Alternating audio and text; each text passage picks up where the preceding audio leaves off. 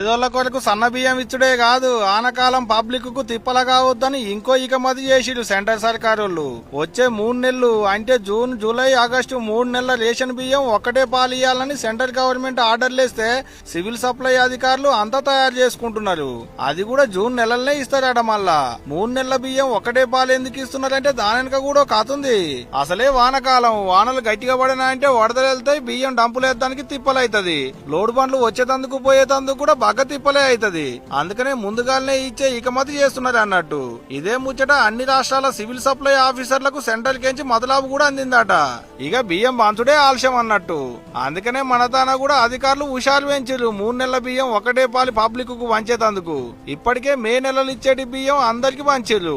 ఆడోటి ఈడోటి అన్నట్టు ఈ నెలల రేషన్ బియ్యం ఇయ్యంగా ఇంకా రేషన్ దుకాణాలలో ఎన్ని బియ్యం బస్తాలు మిగిలినాయి, యాపాటి బియ్యం అక్కెరకొస్తాయి, 3 నెలల బియ్యం ఒకటే పాలు ఇయ్యాలంటే వాళ్ళకి ఎన్ని బస్తాల బియ్యం కావాలి, ఎన్ని క్వింటాల బియ్యం కావాలనేటి లెక్కలన్నీ వేసుకుంటున్నారట అధికారులు. అయితే ఇప్పటి వరకు ఏ నెల బియ్యం ఆ నెలలనే ఇయ్యాలంటేనే 1,75,000 టన్నుల బియ్యం అవసరం అయ్యేది ఉండేనట.